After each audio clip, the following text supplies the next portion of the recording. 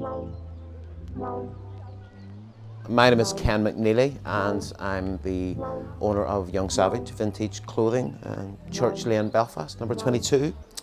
But we don't just offer vintage clothing, we also have second-hand vinyl and lots of second-hand books, mainly the classics, photography, art, fashion, design. And we've been here for 5.5 years. For me, I suppose the love of clothes and fashion and style came through music.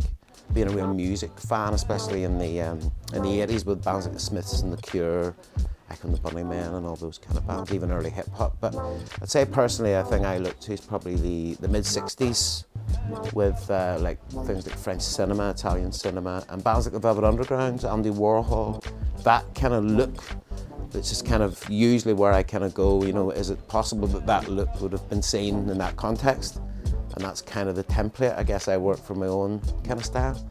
And growing up in the 80s, the early 80s as well, at school, where there was lots of different cultures and tribes. You had skinheads and punks and rude boys and early b-boys and heavy metal fans and glam rock and the earlier 70s. But you know, so that instilled a love of style and a love of trying to express yourself, I guess, in some way.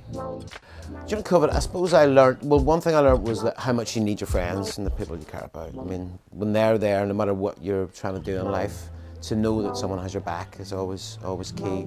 I think from growing up and stuff as well, I think I'll probably tell myself that it is possible to make a living, you know, a modest living from following something you're interested in, from following something that you kind of have a passion for or that's kind of part of you, that you can make that your job.